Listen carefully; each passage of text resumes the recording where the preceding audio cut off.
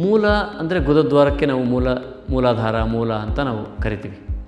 ಅಲ್ಲಿ ವ್ಯಾಧಿ ಅದು ಕಾಯಿಲೆ ಅಂತ ಹೇಳೋದು. ಅದು ಯಾವುದರಿಂದ ಬರ್ತದೆ? ಆಚಾರ್ಯರು ಸ್ಪಷ್ಟವಾಗಿ ಹೇಳ್ತಾರೆ, ನಿಮ್ಮ ಅಗ್ನಿಯ ವಿಕಾರದಿಂದ ಮಾತ್ರ ಮೂಲವ್ಯಾಧಿ ಬರ್ತದೆ ಅಂತ. ಆಗಿದೆ ನಾವು ಆಪರೇಷನ್ ಮಾಡ್ತೀವಿ ಅಥವಾ ಕ್ಷಾರಸೂತ್ರ ಮಾಡ್ತೀವಿ, ಈ ಥರದ್ದಷ್ಟೇ ಆಲೋಚನೆ ಬರ್ತದೆ. ಸಣ್ಣ ಮಕ್ಕಳಿಗೆ ಯಾಕೆ ಬರ್ತದೆ ಮೂಲವ್ಯಾಧಿ ಆಗಿದ್ದರೆ? ಕೆಲವರಿಗೆ ರಕ್ತ ಬೀಳಲ್ಲ, ಅದನ್ನು ಶುಷ್ಕ ಅರ್ಶ ಅಂತ ಕರಿತೀವಿ ನಾವು. ಬರೀ ಊದ್ಕೊಳ್ತದೆ, ರಕ್ತ ಒಂದು ಸರಿನೂ ಹೊರಗೆ ಬರಲ್ಲ, ಅದು ಹಾಗೆ ನೋವು ಕೊಡ್ತದೆ ಕೆಲವರಿಗೆ. ಸೊ ಇದನ್ನು ಶುಷ್ಕ ಅರ್ಶ ಅಂತ ಕರಿತೀವಿ. ಮಲಬದ್ಧತೆಯೂ ಬರ್ತದೆ, ಅಥವಾ ಗುದದ್ವಾರ ಉರಿ ಬರ್ತದೆ, ಮಲ ಉಂಡೆಯಾಗಿ ಹೋಗ್ತದೆ, ಇಲ್ಲ ನೀರಾಗಿ ಹೋಗ್ತದೆ, ಇಲ್ಲ ಅದು ಏನೋ ಸೆಮಿ ಸಾಲಿಡಾಗಿ ಹೋಗ್ತದೆ, ಯಾವುದೋ ಒಂದು ರೂಪ ತೊಗೊಳ್ತದೆ, ಆದರೆ ಪ್ರಾಪರ್ ಅಬ್ಸರ್ಪ್ಷನ್ ಇರಲ್ಲ.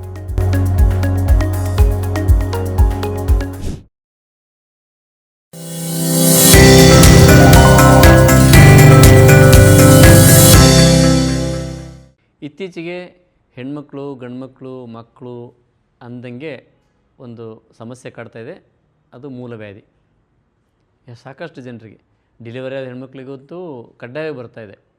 ಅದು ಎಲ್ರಿಗೂ ಬರ್ತಿರಲಿಲ್ಲ, ಬರ್ತಾಯಿದೆ ಈಗ. ಕೆಲವರು ನಾನು ಇತ್ತೀಚೆಗೆ ಮಕ್ಕಳಲ್ಲೂ ನೋಡ್ತಾಯಿದ್ದೀನಿ. ಸೊ ಈ ಮೂಲವ್ಯಾಧಿ ಅಂದ ತಕ್ಷಣ ನಾವು ಪೈಲ್ಸ್ ಆಗಿದೆ, ನಾವು ಆಪ್ರೇಷನ್ ಮಾಡ್ತೀವಿ ಅಥವಾ ಕ್ಷಾರಸೂತ್ರ ಮಾಡ್ತೀವಿ, ಈ ಥರದ್ದಷ್ಟೇ ಆಲೋಚನೆ ಬರ್ತದೆ. ಸಣ್ಣ ಮಕ್ಕಳಿಗೆ ಯಾಕೆ ಬರ್ತಾಯಿದೆ ಮೂಲವ್ಯಾಧಿ ಆಗಿದ್ದರೆ? ಅವ್ರಿಗೂ ಏನೋ ಆಪ್ರೇಷನ್ ಮಾಡೋಣ. ಸೊ ವಾಸ್ತವದಲ್ಲಿ ಮೂಲವ್ಯಾಧಿ ಏನು, ಅದನ್ನು ಪರಿಹಾರ ಮಾಡ್ಕೊಳ್ಳೋದು ಔಷಧಿಯಿಂದ ಸಾಧ್ಯನೇ? ಹೌದು, ಖಂಡಿತವಾಗಲೂ ಸಾಧ್ಯ. 95% ಆಫ್ ಮೂಲವ್ಯಾಧಿಗಳು ಔಷಧಿಯಿಂದನೇ ಗುಣ ಆಗುವಂಥದ್ದು. ಇನ್ನು ಕೆಲವು ಫಿಸ್ಟುಲಾ ಅಂತ ಎಲ್ಲ ಇದೆ, ಅದೆಲ್ಲ ಸ್ವಲ್ಪ ಕಷ್ಟ ಕೊಡ್ತದೆ, ಅದಕ್ಕೆ ಕ್ಷಾರಸೂತ್ರ ಅದೆಲ್ಲ ಬೇಕು. ಉಳಿದು 95% ಜನರಿಗೆ ಅದರ ಅವಶ್ಯಕತೆ ಖಂಡಿತವಾಗ್ಲೂ ಇನ್ನು 95% ಜನರಿಗೆ ಖಂಡಿತವಾಗ್ಲೂ ಸರ್ಜರಿ ಅಥವಾ ಕ್ಷಾರ ಚಿಕಿತ್ಸೆಯ ಅವಶ್ಯಕತೆ ಇಲ್ಲ. ವಾಸ್ತವದಲ್ಲಿ ಮೂಲವ್ಯಾಧಿ ಅಂದರೆ ಹೇಗಿದೆ, ಹೇಗೆ ಬರ್ತದೆ ಮತ್ತು ಹೇಗೆ ಪರಿಹಾರ ಮಾಡ್ಕೊಳ್ಳೋದು, ಎಷ್ಟು ಸರಳವಾದ ಚಿಕಿತ್ಸೆಗಳಿದ್ದಾವೆ, ಇದನ್ನು ನೋಡ್ಕೊಂಡು ಹೋಗೋಣ. ಮೂಲ ಅಂದರೆ ಗುದದ್ವಾರಕ್ಕೆ ನಾವು ಮೂಲಾಧಾರ ಮೂಲ ಅಂತ ನಾವು ಕರಿತೀವಿ. ಅಲ್ಲಿ ವ್ಯಾಧಿ ಅದು ಕಾಯಿಲೆ ಅಂತ ಹೇಳೋದು. ಅದು ಯಾವುದರಿಂದ ಬರ್ತದೆ?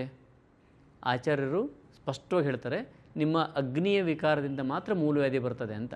ಅಂದರೆ ಆಹಾರದ ಜೀರ್ಣಶಕ್ತಿ ಹೆಚ್ಚಾಗಿದೆಯೋ ಕಡಿಮೆ ಆಗಿದೆ ಅನ್ನೋದ್ರ ಮೇಲೆ ಮೂಲವ್ಯಾಧಿ ಬರ್ತದೆ ಹೊರತು ಅಲ್ಲೇ ಏನೋ ಗಡ್ಡೆ ಬಂತು, ಆ ಗಡ್ಡೆನ ಔಷಧಿ ಮಾಡೋಣ ಅದು ಕೆತ್ತಕ್ಕೆ ಇಲ್ಲ.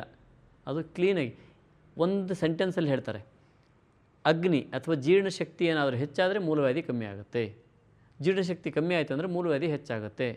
ಹಾಗಾದರೆ ಇದಕ್ಕೂ ಲಿಂಕ್ ಇದೆ ಅಂತ. ಈ ಕಡೆ ತಕ್ಕಡೆ ಮೇಲೆ ಕಲ್ಲಿಟ್ಟರೆ ಇದು ಮೇಲೆ ಹೇಳುತ್ತೆ, ಈ ಕಡೆ ತಕ್ಕಡೆ ತೆಗೆದ್ರೆ ಇದು ಕೆಳಗಿಳುತ್ತೆ ಅಂತ, ಇಷ್ಟೇ ಕ್ಲಿಯರ್ ಅದು. ಸೊ ಹಾಗಾದರೆ ಅಗ್ನಿಶಕ್ತಿಯನ್ನು ಹೇಗೆ ಇಟ್ಕೋಬೇಕು ಮತ್ತು ಅಗ್ನಿಶಕ್ತಿ ಕಡಿಮೆ ಆದರೆ ಏನಾಗ್ತಾಯಿದೆ ಇಲ್ಲಿ, ಯಾಕೆ ಏನಾಗ್ತಾಯಿದೆ ಅಂತ ನೋಡೋಣ. ಈ ಲಿವರ್ ಅನ್ನೋಂಥ ನಮ್ಮ ಭಾಗ ಇದೆಯಲ್ಲ, ಇದಕ್ಕೆ ಕರುಳಿನ ಎಲ್ಲ ಭಾಗದ ರಕ್ತವು ಲಿವರ್ಗೆ ಹೋಗುತ್ತೆ. ಹಾರ್ಟಿಂದ ಕರುಳಿಗೆ ಬಂದಾದಮೇಲೆ ಕರುಳಲ್ಲಿ ಏನಾಗುತ್ತೆ, ಆಹಾರವನ್ನು ಹೀರ್ಕೊಳ್ಳೋದಲ್ವ, ಎಲ್ಲ ಕಡೆ ಆಹಾರವನ್ನು ಹೀರ್ಕೊಂಡು ಎಲ್ಲದೂ ಸೇರಿ ಲಿವರ್ಗೆ ಹೋಗ್ತದೆ. ಅದನ್ನು ಪೋರ್ಟಲ್ ಸಿಸ್ಟಮ್ ಅಂತ ನಾವು ಕರಿತೀವಿ. ಪೋರ್ಟಲ್ ಸಿಸ್ಟಮ್ ಅಂತ. ಇದನ್ನು ನೀವು ಊಹಿಸ್ಕೊಳ್ಳಿ, ಒಂದು ಗಿಡವನ್ನು ಕಿತ್ಬಿಡೋದು. ಹೀಗೆ ಆ ಕಿತ್ತು ಬೇರನ್ನು ನೋಡಿ, ಇಲ್ಲೊಂದು ಕಾಂಡ ಇದೆ, ಇದ್ರ ಕೆಳಗೆಲ್ಲ ಬೇರಿದೆ. ಈ ಬೇರುಗಳು ಸಣ್ಣ ಸಣ್ಣ ಬೇರು ದೊಡ್ಡ ಬೇರು ಎಲ್ಲವೂ ಆಹಾರವನ್ನು ಹೀರ್ಕೊಂಡು ಇದಕ್ಕೆ ಈ ಕಾಂಡದ ಮುಖಾಂತರನೇ ಮೇಲಕ್ಕೆ ಹೋಗೋದಲ್ವ. ಹಾಗೆ ಈ ಲಿವರ್ ಅನ್ನೋಂಥದ್ದು ಈ ಕಾಂಡದ ಥರ, ಅಲ್ಲಿ ಪೋರ್ಟಲ್ ಸಿಸ್ಟಮ್ ಅನ್ನೋಂಥದ್ದು ಈ ಕಾಂಡದ ಥರ, ಅಲ್ಲಿಂದ ಹೀರ್ಕೊಂಡ್ಬಿಟ್ಟು ಅದು ಮೇಲಕ್ಕೆ ಹೋಗಬೇಕು. ಒಂದು ವೇಳೆ ಈ ಕಾಂಡದಲ್ಲಿ ಏನೋ ಸಮಸ್ಯೆ ಆಯಿತು, ಇದು ಹೀರ್ಕೊಳ್ಳೋದನ್ನು ಬಿಡ್ತು ಅಂದ್ಕೊಳ್ಳಿ, ಅಥವಾ ಹೀರ್ಕೊಳ್ಳೋದನ್ನು ಕಡಿಮೆ ಮಾಡ್ತು, ಬಿಡೋಲ್ಲ, ಬಿಟ್ಟರೆ ಸತ್ತೋಗ್ತೀವಿ. ಅದು ಹೀರ್ಕೊಳ್ಳೋದನ್ನು ಕಡಿಮೆ ಮಾಡ್ಕೊಳ್ತು ಅಂದ್ಕೊಳ್ಳಿ. ಕಡಿಮೆ ಮಾಡ್ಕೊಂಡ್ರೆ ಏನಾಯಿತು, ಇಲ್ಲಿರೋ ರಕ್ತ ಅಲ್ಲೆಲ್ಲ ಉಳ್ಕೊಳ್ಳಲ್ವ, ಅದು ಅಬ್ಸಾರ್ಪ್ಷನ್ ಕಮ್ಮಿ ಆಯ್ತು ಅಂದರೆ ಅಲ್ಲಿಂದ ಬ್ಲಡ್ ಬಂದಿರ್ತದೆ, ಆಹಾರ ಹೀರ್ಕೊಂಡಿರ್ತದೆ, ಅಲ್ಲೇ ಉಳ್ಕೊಳ್ಳಲ್ವ. ಸೊ ಅಲ್ಲೇ ಉಳ್ಕೊಂಡ್ರೆ ಯಾವ ಭಾಗದಲ್ಲಿ ಉಳ್ಕೊಳ್ತದೆ, ಯಾವುದು ತುಂಬ ಕೆಳಭಾಗದ್ದೋ ಅಲ್ಲಿ ಉಳ್ಕೊಳ್ತದೆ. ಈ ಕರುಳಿನ ಪೂರ್ತಿ ಕೆಳಭಾಗ ಯಾವುದು? ಗುದದ್ವಾರ.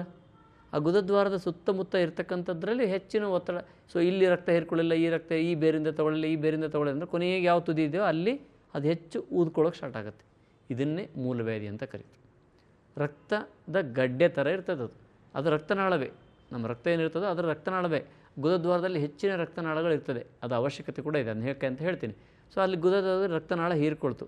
ಕೆಲವು ಸಾರಿ ಅದು ರಪ್ಚರ್ ಆದರೆ ಬ್ಲೀಡಿಂಗ್ ಆಗುತ್ತೆ, ಮತ್ತು ನಿಲ್ತದೆ, ಮತ್ತೆ ಯಾವಾಗಲೂ ಊಟದ ವ್ಯತ್ಯಾಸ ಆಗಿ ಮತ್ತೆ ರಪ್ಚರ್ ಮತ್ತೆ. ಸೊ ಅದರಲ್ಲಿ ನೀರು ರಕ್ತ ತುಂಬಿಕೊಳ್ಳೋದು, ಬೀಳೋದು. ಕೆಲವರಿಗೆ ರಕ್ತ ಬೀಳಲ್ಲ, ಅದನ್ನು ಶುಷ್ಕ ಅರ್ಶ ಅಂತ ಕರಿತೀವಿ ನಾವು. ಬರೀ ಊದ್ಕೊಳ್ತದೆ, ರಕ್ತ ಒಂದು ಸರಿನೂ ಹೊರಗೆ ಬರಲ್ಲ, ಅದು ಹಾಗೆ ನೋವು ಕೊಡ್ತದೆ ಕೆಲವರಿಗೆ. ಸೊ ಇದನ್ನು ಶುಷ್ಕಾರ್ಶ ಅಂತ ಕರಿತೀವಿ. ಸೊ ನಾವು ಚಿಕಿತ್ಸೆ ಮಾಡಬೇಕಾಗಿದ್ದು ಎಲ್ಲಿ, ಅದು ಶುಷ್ಕಾರ್ಶನರು ಇರಲಿ, ರಕ್ತಾರ್ಶನರು ಇರಲಿ, ರಕ್ತ ಬರ್ದಂಗಿರಲಿ, ನೋವು ಇರಲಿ, ಗಡ್ಡೆ ಅಷ್ಟೇ ಬರಲಿ, ಚಿಕಿತ್ಸೆ ಎಲ್ಲಿ ಮಾಡಬೇಕಾಗಿರೋದು? ಹೀರ್ಕೋಬೇಕಲ್ವ, ಅಪ್ಟೇಕ್ ಅಂತೀವಲ್ಲ, ಅದು ಹೀರ್ಕೋಬೇಕಲ್ಲ. ಆ ಹೀರ್ಕೊಳ್ಳೋ ಕೆಲಸನೇ ಅಗ್ನಿ ಅಂತ ಆಚಾರ್ಯರು ಕರೀತಾರೆ. ಅಲ್ಲಿ ಹೀರ್ಕೊಂಡ್ಬಿಟ್ರೆ ಸಾಲ್ವ್ ಅಲ್ರಿ ಸ್ವಾಮಿ ಇದು. ಈಗ ಇದಕ್ಕೆ ಯಾಕೆ ಆಪ್ರೇಷನ್ ಮಾಡಿಸ್ಕೊಂಡು ಒದ್ದಾಡಿಕೊಂಡು ಅಷ್ಟು ಗೋಳಾಡೋದು ಅಲ್ವಾ? ಸೊ ಈ ವ್ಯವಸ್ಥೆ ಗೊತ್ತಿಲ್ಲದಿರೋದ್ರಿಂದ ನಾವೇನು ಮಾಡ್ತೀವಿ ಅಂದರೆ ಚಿತ್ರಾನ್ನ ತಿಂದ್ಬಿಡೋದು, ನಾಳೆ ಬೆಳಗ್ಗೆ ಅಂತ ನಾನು ಇಲ್ಲರಿ ಖಾರ ತಿನ್ನಲಿಲ್ಲ, ಒಂದು ಮೆಣಸಿಕಾಯಿನೂ ತಿನ್ನಲಿಲ್ಲ, ಆದರೂ ಒದ್ದಾಡ್ತಾ ಇದ್ದೀವಿ ಅಂತ. ಯಾಕೆ? ಲಿವರ್ ಅಪ್ಟೇಕನ್ನು ಹಾಳು ಮಾಡಿಬಿಡ್ತೀವಿ. ಸೊ ಅಪ್ಟೇಕ್ ಇಲ್ಲ ಅಂದರೆ ಇದು ಸಮಸ್ಯೆ ಆಗುತ್ತೆ. ಇಲ್ಲೊಂದು ಗಿಡ ಇದೆ, ನಾವು ಮನೆ ಒಳಗಡೆ ತಂದಿಟ್ಬಿಟ್ಟು ಅದಕ್ಕೆ ಗೊಬ್ಬರ ನೀರು ಎಲ್ಲ ದಿನ ಕೊಡ್ತಾಯಿದ್ದೀವಿ, ಬೆಳೀತದ ಅಂದರೆ ಬೆಳೆಯಲ್ಲ. ಯಾಕೆ? ಅದು ಸೂರ್ಯನ ಬಿಸಿಲಿಗೆ ಇಟ್ಟರೆ ಬೆಳೀತದೆ ಅಂತ ಎಲ್ರಿಗೂ ಗೊತ್ತು. ಏನಾಗುತ್ತೆ ಸೂರ್ಯನ ಬಿಸಿಲಲ್ಲಿ ಅಂದರೆ ಆ ಬಿಸಿಲು ಎಲೆ ಮೇಲ್ಭಾಗದಲ್ಲಿರ್ತಕ್ಕಂತಹ ಒಂದೊಂದು ತೂತುಗಳಿಂದ ಸ್ಟೊಮ್ಯಾಟೊ ಅಂತ ಕರಿತೀವಿ, ಆ ಬಿಸಿಲು ಅದನ್ನು ಹೀರ್ಕೋತಾ ಇರ್ತದೆ, ಆ ನೀರನ್ನು ಈಗ ಎಳ್ಕೊಳ್ತಾ ಇರ್ತದೆ. ಆ ನೀರು ಎಳ್ಕೊಂಡ್ರೆ ಬೇರೆ ನೀರನ್ನು ಎಳ್ಕೊಳ್ತದೆ. ಅಲ್ಲಿ ನೀರು ಎಳ್ಕೊಳ್ಳಿಲ್ಲ ಅಂದರೆ ಬೇರೆ ಎಳ್ಕೊಳ್ಳೋಕೆ ಹೆಂಗೆ ಸಾಧ್ಯ? ಮನೆ ಒಳಗಡೆ ಇಟ್ಟರೆ ಸೂರ್ಯನೂ ಇಲ್ಲ, ಬಿಸಿಲು ಇಲ್ಲ, ಅವು ಟೊಮೆಟೊ ಓಪನ್ ಆಗಲ್ಲ, ನೀರು ಎಳ್ಕೊಳ್ಳಲ್ಲ. ನೀವಿರೋ ಗೊಬ್ಬರನೂ ವೇಸ್ಟಾ, ಕೆಳಗಿರೋದು ಆ ನೀರು ವೇಸ್ಟಾ? ಹೀಗೆ ನಾವು ಊಟ ಮಾಡಿದ್ದೆಲ್ಲದೂ ವೇಸ್ಟ್. ಯಾಕೆಂದರೆ ಲಿವರ್ ಅದನ್ನು ಹೀರ್ಕೊಳ್ಳಿಲ್ಲ ಸರಿಯಾಗಿ ಅಂದರೆ ಅರ್ಧಂಬರ್ಧ ಹೀರ್ಕೊಂಡ್ರೆ ಅದು ಅಲ್ಲಲ್ಲೇ ಉಳ್ಕೊಳ್ತದೆ. ಆ ಪಾಟಲ್ಲಿ ಹೆಂಗೆ ನೀರು ಗೊಬ್ಬರ ಹಾಗೆ ಉಳ್ಕೊಳ್ತದೋ, ಮನೆ ಒಳಗಿಟ್ಟು ಗಿಡ ನೆಟ್ಟರೆ ಅದೇ ರೀತಿ ಗೊಬ್ಬರ ನೀರು ಎಲ್ಲ ಅಲ್ಲೇ ಉಳ್ಕೊಳ್ತದೆ.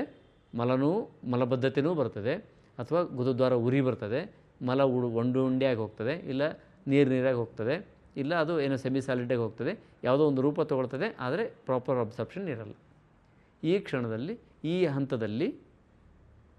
ಈ ಹಂತದಲ್ಲಿ ಗಡ್ಡೆಗಳು ಉತ್ಪತ್ತಿ ಆಗೋದನ್ನೇ ನಾವು ಮೂಲವ್ಯಾಧಿ ಅಂತ ಕರಿತೀವಿ. ಇದು ಭಾಳ ಸರಳ. ಹಾಗಾಗಿ ನಮ್ಮ ವೈದ್ಯರು ಹುಡ್ಕೋದೇನು ಅಂದರೆ ಲಿವರು ಹೀರ್ಕೊಳ್ಳೋ ಕೆಪಾಸಿಟಿನ ಏನು ಕಾರಣದಿಂದ ಕಳ್ಕೊಂಡಿದೆ. ಎಲ್ಲರಿಗೂ ಒಂದೇ ಕಾರಣ ಇರಬೇಕಂತಿಲ್ಲ. ನನಗೇನೋ ಲಿವರಿನ ಸಮಸ್ಯೆನೇ ಆಗಿರ್ಬೋದು, ಅವ್ರಿಗೆ ಇನ್ನೇನೋ ಆಗದೇ ಇರ್ಬೋದು. ಲಿವರಿನ ಸಮಸ್ಯೆ ಇರಲಿಕ್ಕೆ ಇನ್ನೇನೋ ಬೇರೆ ಸಮಸ್ಯೆ ಇದ್ದಿರ್ಬೋದು. ಸೊ ಯಾವುದೋ ಒಂದು ಸಮಸ್ಯೆಯಿಂದ ಅದು ಹೀರ್ಕೋತಿಲ್ಲ ಅಷ್ಟೇ. ಸೊ ಆ ಕಾರಣವನ್ನು ನಾವು ಹಿಡ್ಕೊಂಡ್ರೆ ಅದಕ್ಕೆ ಔಷಧಿ ಮಾಡಿದ್ರೆ ಸಾಕಾಗುತ್ತೆ. ಅದು ಬಿಟ್ಟು ನಾವು ಬರೀ ಪೈಲ್ಸ್ಗೆ ಔಷಧಿ ಮಾಡ್ತಾ ಹೋದರೆ ಅದು ಮುಗಿಯೋದ ಕತೆ. ಇದು ಹಿಂಗೆ ತಗೊಳ್ತಾ ಹೋಗೋದು. ಹಾಗಾದ್ರೆ ಇದನ್ನು ಅದು ಕ್ರಾನಿಕರು ಇರಲಿ, ಅಕ್ಯೂಟ್ ಇರಲಿ, ಏನೇ ಇರಲಿ, ಒಂದು 3 ತಿಂಗಳವರೆಗೆ ಆ ಚಿಕಿತ್ಸೆನ ಮಾಡ್ಕೋಬೇಕಾಗ್ತದೆ. ಚಿಕಿತ್ಸೆ ಇಲ್ಲದೆ ಅದು ಕೆಲಸ ಆಗೋದಿಲ್ಲ. ಯಾಕಂದರೆ ಹೆಪಟಿಕ್ ಅಪ್ಟೇಕ್ ಕೊಡಬೇಕು. ಜೊತೆಗೆ ಯಾವುದರಿಂದ ಇದನ್ನು ಕಳ್ಕೊಂಡಿತ್ತೋ ಅದನ್ನು ನಿಲ್ಲಿಸ್ಕೋಬೇಕಾಗ್ತದೆ, ಅಥವಾ ಪರಿವರ್ತನೆ ಮಾಡ್ಕೋಬೇಕಾಗ್ತದೆ. ಈ ಪರಿವರ್ತನೆ ಮತ್ತು ನಿಲ್ಲಿಸೋದ್ರಲ್ಲಿ ವ್ಯತ್ಯಾಸ ಭಾಳ ಇದೆ. ಏನು ಸರಳ ಅಂದರೆ, ನಾನು ಪದೇ ಹೇಳ್ತಾನೆ ಇರ್ತೀನಿ, ಈ ಕಾರ್ಬೋಹೈಡ್ರೇಟು ಸಮಸ್ಯೆ ಅಲ್ಲ, ಪ್ರೋಟೀನು ಸಮಸ್ಯೆ ಅಲ್ಲ, ಈ ಉದ್ದಿನಬೇಳೆನೂ ಸಮಸ್ಯೆ ಅಲ್ಲ, ನಿನ್ನ ಅಕ್ಕಿನೂ ಸಮಸ್ಯೆ, ಯಾವುದೂ ಸಮಸ್ಯೆ ಅಲ್ಲ. ಆ ತಯಾರು ಮಾಡೋ ವಿಧಾನದಲ್ಲಿ ಅದನ್ನು ಕೆಡಿಸಿಟ್ಬಿಟ್ಟಿರ್ತೀವಿ.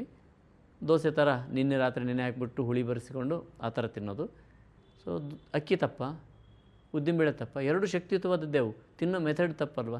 ಈ ಮೆಥಡನ್ನು ಚೇಂಜ್ ಮಾಡ್ಕೋಬೇಕು ಅಷ್ಟೇ, ಪರಿವರ್ತನೆ ಮಾಡ್ಕೊಳ್ಳೋದೇ ಹೊರತು ಅದನ್ನು ಬಿಟ್ಟೇ ಬಿಡೋದು ಅಂತಲ್ಲ.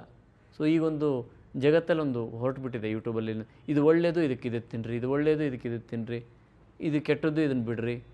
ಹಾಗೇನಿಲ್ಲ ಸ್ವಾಮಿ. ಅದು ಇದು ಕೆಟ್ಟದ್ದು ಇದು ಒಳ್ಳೆಯದು ಹಿಂಗೆ ನಿನ್ನ ಲಿವರ್ ಹೀರ್ಕೋತಾ ವಿಷ ಕೂಡ ಒಳ್ಳೆಯದೇ. ಹೀರ್ಕೊಳ್ಳಿಲ್ವಾ, ಅಮೃತದಂಥ ಆಹಾರ ಕೂಡ ವಿಷನೇ. ಅದನ್ನೇ ಫುಡ್ ಪಾಯ್ಸನ್ ಅಂತ ಕರೆಯೋದು. ಎಲ್ರಿಗೂ ಫುಡ್ ಪಾಯ್ಸನ್ ಆಗುತ್ತೆ. ಎಲ್ಲರೂ ಉಂಡಿರ್ತೀವಿ, ಯಾರೋ ಒಬ್ರಿಗೆ ಲೂಸ್ ಮೋಷನ್ ವಾಂತಿ ಆಗುತ್ತೆ. ಅರ್ಥ ಏನು?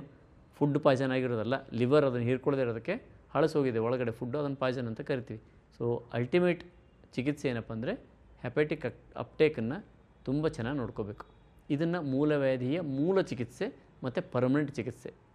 ನೀವು ಆನ್ಲೈನಲ್ಲಾದರೂ ಮಾತಾಡಿಸ್ಬೋದು, ಅದನ್ನು ಮೂಲವ್ಯಾಧಿನ ಹೋಗಿ ಪರೀಕ್ಷೆ ಮಾಡೋ ಏನೂ ನೆಸೆಸಿಟಿ ಇಲ್ಲ. ಅರ್ಥ ಆಗುತ್ತೆ. ಪ್ರಶ್ನೆ ಪರೀಕ್ಷೆ ಅಂತ ಆಯುರ್ವೇದದಲ್ಲಿದೆ. ಆ ಪ್ರಶ್ನೆ ಪರೀಕ್ಷೆ ಕೇಳಿದರೆ ಸಾಕು, ಅರ್ಥ ಆಗುತ್ತೆ ಇದು ಇಲ್ಲಿಂದನೇ ಆಗಿದೆ ಅಂತ. ಸೊ ನಾವು ಅದನ್ನು ಡೀಟೇಲಾಗಿ ಕೇಳ್ತೀವಿ. ಆನ್ಲೈನಾದರೂ ಸಂಪರ್ಕ ಮಾಡಿ, ಆಫ್ಲೈನಲ್ಲಾದರೂ ಮಾಡಿ. ಪರಿಹಾರ ಅಂತೂ ಖಂಡಿತ ಇದೆ. ನಮ್ಮ ಇಡೀ ವೈದ್ಯ ತಂಡ ಅಷ್ಟನ್ನು ಪರಿಹರಿಸುತ್ತೆ. ಆಪರೇಷನ್ ಇಲ್ಲದೇ ಕೆಲವೊಂದು 5% ಇರ್ತದೆ ಅಂತ ಹೇಳಿದೆ, ನಾವು ಅದನ್ನು ಕೂಡ ಗೈಡ್ ಮಾಡ್ಬೋದು. ಸೊ ಮೂಲವ್ಯಾಧಿಗೆ ಮೂಲ ಮತ್ತು ಪರ್ಮನೆಂಟ್ ಚಿಕಿತ್ಸೆಯನ್ನು ಮಾಡಿಕೊಳ್ಳೋದು ಆಯುರ್ವೇದದಿಂದ ಮಾತ್ರ ಸಾಧ್ಯ. ಎಲ್ರಿಗೂ ಧನ್ಯವಾದಗಳು.